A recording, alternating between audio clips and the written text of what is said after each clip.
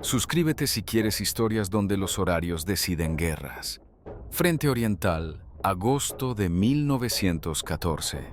Un tren de 40 vagones sale de una estación en Prusia Oriental.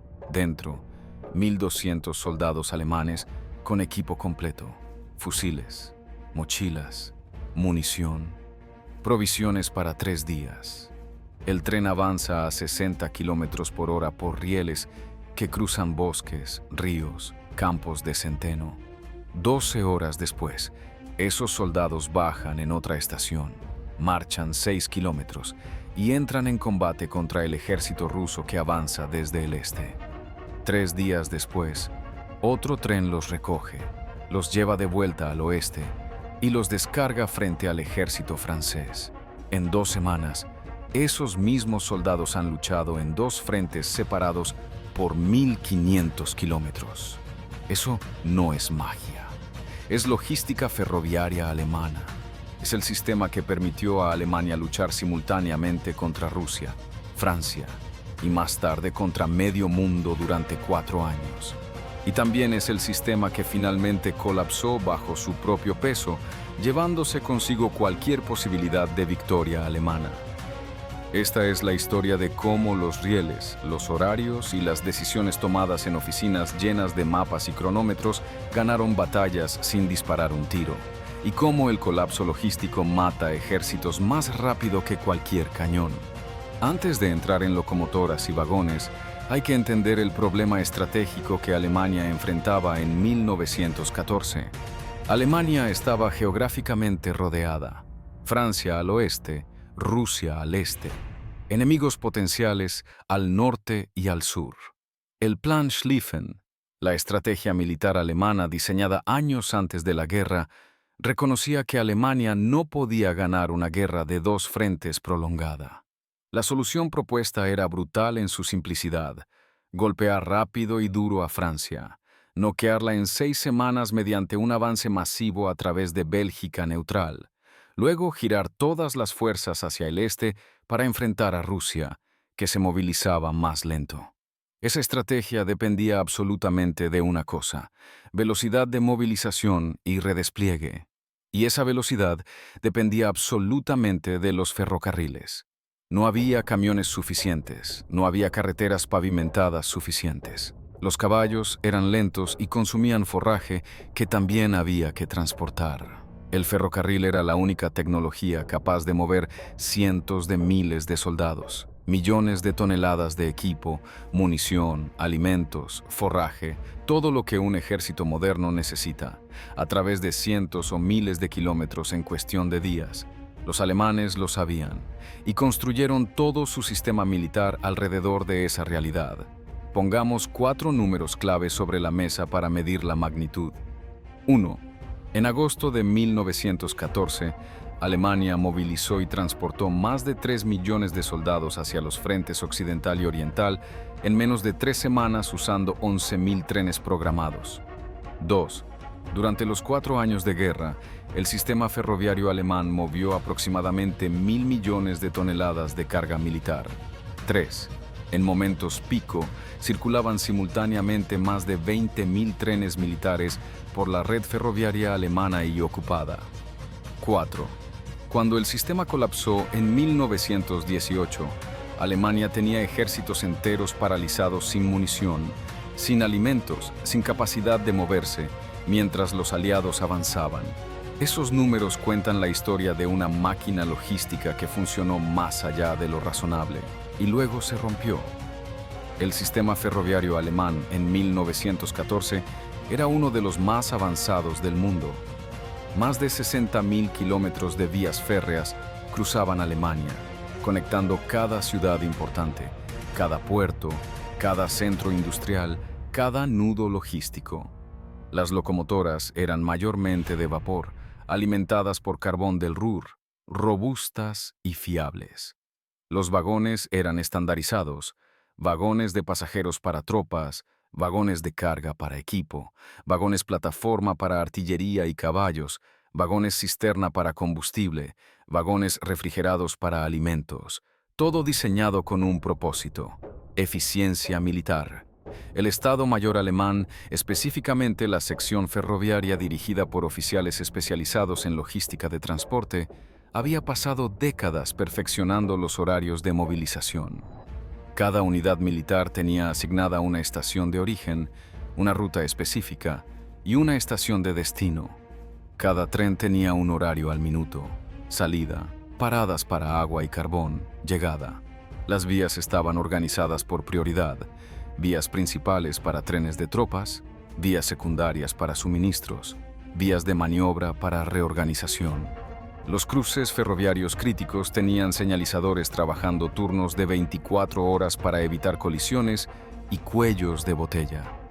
La movilización de agosto de 1914 fue una sinfonía logística.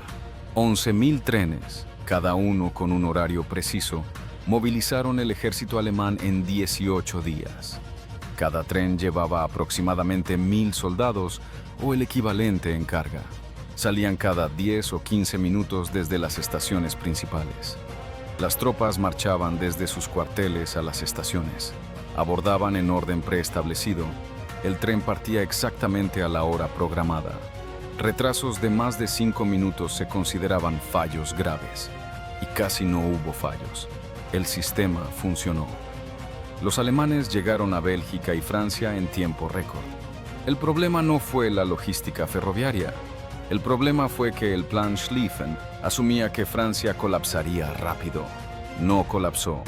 La guerra se estancó en trincheras, y entonces la logística ferroviaria tuvo que sostener no una guerra de 6 semanas, sino una guerra de 4 años en 2 frentes. Comenta Riel, si sigues aquí. Sostener 2 frentes simultáneos requería movimiento constante. Las divisiones alemanas se movían entre el frente occidental y el oriental según las necesidades. Una división que luchaba en el Somme en junio podía estar en Polonia en agosto. Eso exigía trenes funcionando día y noche, semana tras semana, año tras año. Los soldados viajaban en vagones de pasajeros diseñados para 40 personas, pero que llevaban 60 u 80, apretados como ganado, sentados en el suelo, durmiendo de pie. Los viajes duraban días, sin calefacción en invierno, sin ventilación en verano. Comían raciones frías, usaban cubos como letrinas. Llegaban al frente exhaustos antes de disparar un tiro. El equipo pesado viajaba en trenes separados. Artillería, cañones de campaña de 77 milímetros, obuses de 150, morteros gigantes de 420 milímetros que pesaban toneladas y requerían vagones plataforma reforzados. Cada pieza de artillería venía con sus municiones, proyectiles, cargas propulsoras, espoletas, todo cuidadosamente embalado y etiquetado. Un solo tren de municiones llevaba suficiente explosivo para volar una ciudad pequeña si descarrilaba y explotaba, y algunos lo hicieron. Los caballos también viajaban por tren. El ejército alemán dependía masivamente de caballos para transporte en el frente. Artillería tirada por caballos, carretas de suministros, ambulancias. Cada división de infantería tenía miles de caballos. Cada caballo necesitaba un vagón especial con espacio para estar de pie, con paja, con acceso a agua en las paradas. Los caballos llegaban estresados, algunos heridos por el viaje, muchos enfermos. Pero seguían siendo esenciales porque los camiones eran escasos y las carreteras en el frente eran barro. El carbón era el combustible del sistema. Las locomotoras de vapor consumían toneladas de carbón por viaje. Alemania tenía carbón abundante del Ruhr, pero transportarlo desde las minas hasta las estaciones de reabastecimiento consumía trenes que no podían usarse para tropas o municiones. Cada tren que movía carbón era un tren que no movía soldados. Ese tipo de ecuación logística se volvía crítica cuando los recursos se estiraban al límite. El mantenimiento de locomotoras y vagones era constante y brutal. Las locomotoras trabajaban sin parar, acumulando averías, calderas que perdían presión, tuberías que reventaban, ejes que se agrietaban. Los talleres ferroviarios alemanes trabajaban turnos de 24 horas reparando máquinas, pero nunca era suficiente. La flota de locomotoras disponibles disminuía mes a mes conforme las viejas se rompían y no había tiempo ni materiales para construir suficientes nuevas. Los vagones sufrían igual, ruedas que se rompían, frenos que fallaban, puertas que no cerraban. Un vagón descarrilado bloqueaba una vía completa durante horas, causando retrasos en cascada que afectaban a cientos de trenes. Las vías férreas también sufrían. El tráfico constante de trenes pesados desgastaba los rieles. Los durmientes de madera se pudrían. Los clavos se aflojaban. Las juntas entre rieles se deformaban, causando baches que sacudían los trenes y aumentaban el desgaste.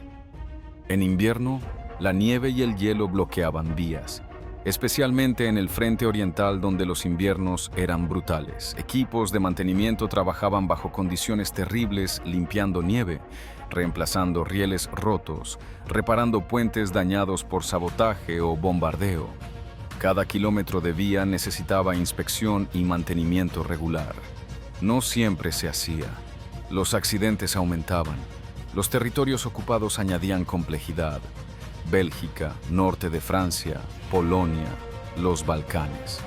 Todos tenían sistemas ferroviarios que Alemania necesitaba integrar en su red. Pero esos sistemas usaban a veces anchos de vía diferentes, señalización diferente, material rodante incompatible. Integrar redes ferroviarias de países enteros mientras se lucha una guerra era improvisación elevada a arte. Se tendieron nuevas vías. Se adaptaron locomotoras, se tradujeron señales. No siempre funcionó bien. Deja un like ahora. El frente oriental presentaba desafíos únicos. Rusia usaba un ancho de vía mayor que el estándar europeo, 1524 milímetros en lugar de 1435. Eso significaba que los trenes alemanes no podían rodar directamente en vías rusas capturadas. Había que reemplazar rieles o usar vagones con ejes ajustables. Operaciones lentas y caras. Las distancias eran inmensas. Polonia, Ucrania, los estados bálticos, territorios enormes con pocas vías férreas, mal mantenidas, vulnerables al clima extremo y al sabotaje de partisanos. El sabotaje fue un problema constante. Resistencia local en territorios ocupados. Franceses, belgas, polacos, volando puentes ferroviarios, arrancando rieles, cortando cables de señalización. Cada acto de sabotaje causaba retrasos, exigía reparaciones, desviaba recursos. Los alemanes respondían con brutalidad, ejecuciones, represalias contra civiles, guardias armados en cada puente y túnel importante. Pero el sabotaje nunca se detuvo completamente. Cada puente volado era un tren que no llegaba, munición que no llegaba, refuerzos que no llegaban. Los horarios eran sagrados, pero también flexibles por necesidad. La sección ferroviaria del Estado Mayor mantenía actualizados constantemente los horarios maestros, ajustando rutas según las necesidades del frente. Una ofensiva planeada en el Somme requería meses de preparación logística. Acumular municiones, mover artillería pesada, traer divisiones de reserva.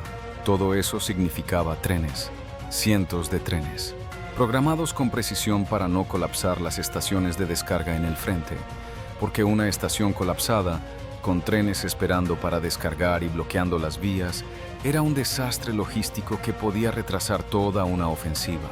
Las estaciones de descarga en el frente eran caos organizado. Plataformas llenas de soldados bajando, equipos amontonados, grúas descargando artillería, caballos nerviosos, oficiales gritando órdenes, locomotoras pitando. Las estaciones estaban dentro del alcance de la artillería enemiga. Los bombardeos eran frecuentes. Una estación bombardeada dejaba de funcionar, bloqueando toda la cadena logística detrás. Los equipos de reparación trabajaban bajo fuego, reconstruyendo plataformas, reparando vías, despejando escombros, enterrando muertos, todo mientras los trenes seguían llegando. El retorno también importaba. Los trenes no podían quedarse vacíos en el frente. Volvían cargados con heridos, vagones convertidos en hospitales improvisados, con camillas colgando, con médicos y enfermeras trabajando mientras el tren se movía, con hombres muriendo en tránsito. También llevaban prisioneros de guerra, equipos capturados, ocasionalmente unidades enteras retiradas del frente para descanso o redespliegue. El flujo era bidireccional, constante, implacable. Las cifras de transporte eran asombrosas. Durante la preparación de la ofensiva de Verdún en 1916, los franceses transportaron millones de proyectiles por tren. Los alemanes hicieron lo mismo. En algunos momentos pico, más de 1000 trenes de municiones circulaban simultáneamente hacia Verdún. Cada proyectil de 150 milímetros pesaba unos 50 kilos. Un tren llevaba miles. Millones de proyectiles significaban decenas de miles de trenes. Todo eso coordinado para que llegara en el momento correcto, ni muy temprano, ocuparía almacenes, ni muy tarde, detendría la ofensiva. El sistema funcionaba por disciplina alemana, pero también por improvisación desesperada. Cuando algo fallaba, y algo siempre fallaba, los oficiales ferroviarios improvisaban. Desviaban trenes a rutas alternativas, reorganizaban prioridades sobre la marcha, sacrificaban horarios menos críticos para salvar los críticos. Esa flexibilidad salvó el sistema 1000 veces. Pero conforme la guerra se alargaba, la flexibilidad se agotaba. Había menos margen de error. Cada fallo causaba efectos en cascada más graves. Comparte esto si te sorprende. El personal ferroviario era esencial y olvidado. Miles de trabajadores civiles y militares, maquinistas, fogoneros, señalizadores, inspectores de vía, mecánicos, cargadores. Muchos eran hombres mayores o no aptos para combate de primera línea. Trabajaban turnos de 18 horas, 7 días a la semana, durante años. Los maquinistas manejaban locomotoras bajo bombardeo, cruzando territorios hostiles, a veces sin dormir durante días. Los fogoneros alimentaban calderas con carbón durante horas hasta quedar exhaustos. Los señalizadores coordinaban cruces complejos donde un error de segundos causaba colisiones fatales. Algunos lo hicieron. Trenes colisionando de frente, explosiones de vagones de municiones, cientos de muertos en accidentes que nunca llegaron a los periódicos porque la censura los ocultaba. El desgaste psicológico del personal era real. Ver trenes llenos de soldados jóvenes yendo al frente y días después ver trenes llenos de ataúdes o mutilados volviendo mes tras mes, año tras año, rompe a cualquiera. Algunos trabajadores ferroviarios colapsaban mentalmente, incapaces de seguir. Eran reemplazados, pero el reemplazo a menudo era menos experto, menos confiable. La calidad del personal bajaba conforme la guerra devoraba a los mejores. El invierno de 1916 a 17 fue especialmente brutal, uno de los inviernos más fríos registrados en Europa Central. Las locomotoras se congelaban, el agua en las calderas se helaba si no se mantenía la presión. Los rieles se contraían y quebraban. La nieve bloqueaba vías durante días. Los trenes quedaban atrapados en medio de la nada, con soldados dentro muriendo de frío. El carbón escaseaba porque las minas tenían problemas de producción y los trenes que lo transportaban eran los mismos que necesitaban el carbón. Un círculo vicioso. Las prioridades se volvían imposibles. ¿Qué mueves primero? ¿Municiones para la ofensiva planeada o alimentos para las tropas que pasan hambre ahora? ¿Refuerzos para un sector colapsando o carbón para las locomotoras sin las cuales no puedes mover nada? Esas decisiones las tomaban oficiales de logística en oficinas llenas de mapas, sin gloria, sin reconocimiento, pero con consecuencias que mataban o salvaban miles. Algunos decidían bien, otros no. No había manual perfecto. Los aliados también dependían de ferrocarriles, pero tenían ventajas. Francia tenía su red intacta detrás de líneas estables. Reino Unido controlaba los mares, importando todo lo necesario sin bloqueo. Estados Unidos, tras entrar en guerra, trajo capacidad industrial y ferroviaria nueva. Alemania, en cambio, estaba bloqueada, rodeada, con recursos finitos y desgastándose. Cada tonelada de acero usada en reparar un puente ferroviario era acero que no iba a un tanque o un submarino. Cada hombre trabajando en talleres ferroviarios era un hombre que no luchaba en el frente. Las decisiones de asignación de recursos se volvían cada vez más dolorosas. El colapso logístico comenzó lentamente, luego aceleró. En 1917, las locomotoras disponibles eran 20% menos que en 1914. Los vagones, 30% menos. Las vías tenían mantenimiento diferido acumulado. Los accidentes aumentaban. Los retrasos se volvían norma, no excepción. Las unidades en el frente comenzaban a reportar escasez de municiones, no porque Alemania no las produjera, sino porque no llegaban. Estaban atascadas en algún nudo ferroviario a cientos de kilómetros de distancia. La primavera de 1918 trajo la última gran ofensiva alemana, la Operación Michael y ofensivas subsecuentes, intentos desesperados de romper el frente occidental antes de que las tropas estadounidenses llegaran en masa. Esas ofensivas exigieron movilización masiva, trasladar 50 divisiones desde el frente oriental tras la paz con Rusia, acumular millones de proyectiles, mover artillería pesada. El sistema ferroviario lo logró, pero apenas. Y una vez las ofensivas comenzaron, el sistema no pudo sostener el ritmo de reabastecimiento. Las divisiones alemanas avanzaban más rápido de lo que los trenes podían seguirlas. Se quedaban sin municiones, sin alimentos, agotadas. El avance se detenía no por resistencia enemiga, sino por logística colapsada. Cuando los aliados contraatacaron en el verano de 1918, el sistema ferroviario alemán ya estaba roto. Los trenes no podían evacuar heridos rápido, no podían traer refuerzos, no podían mover reservas para tapar brechas. El ejército alemán se desintegró no solo por derrotas en combate, sino por incapacidad de moverlo, abastecerlo, sostenerlo. Un ejército sin logística es una multitud armada. No puede luchar. El armisticio en noviembre de 1918 encontró el sistema ferroviario alemán al borde del colapso total.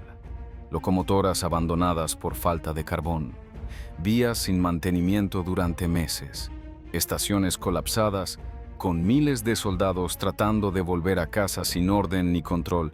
El sistema que había sostenido 4 años de guerra en 2 frentes murió con la guerra. Las lecciones logísticas son universales. Primera, la velocidad de movilización gana guerras tanto como las balas. Segunda, sostener logística a largo plazo es más difícil que ganar batallas. Tercera, un sistema estresado más allá de sus límites eventualmente colapsa sin previo aviso. Cuarta, el mantenimiento no es opcional, es supervivencia. Quinta, las decisiones de asignación de recursos en logística son decisiones de vida o muerte, aunque se tomen en oficinas lejos del frente. El personal ferroviario nunca recibió medallas. No hay monumentos a los señalizadores que trabajaron hasta morir de agotamiento. No hay placas a los maquinistas que condujeron bajo fuego. No hay nombres grabados para los mecánicos que repararon locomotoras con las manos quemadas. Pero sin ellos, Alemania habría colapsado en 1914, no en 1918. El sistema ferroviario compró 4 años. No compró la victoria, pero compró tiempo. Y en guerra, el tiempo es el recurso más caro. Cierro con una imagen, una estación ferroviaria en Prusia Oriental, noviembre de 1918. Un tren descarrilado bloquea las vías. Nadie lo mueve porque no hay grúas, no hay personal, no hay combustible. Vagones oxidados, abandonados. Soldados caminando a casa por los rieles porque no hay trenes funcionando. El sistema que movió 3 millones de hombres en agosto de 1914 no puede mover 1,000 en noviembre de 1918. No porque los rieles se destruyeran en combate, porque se gastaron en uso, se rompieron por fatiga, se agotaron por negligencia forzada. La logística no muere con explosiones, muere en silencio, un remache a la vez. Suscríbete si quieres más historias donde los horarios deciden guerras y los rieles escriben la historia.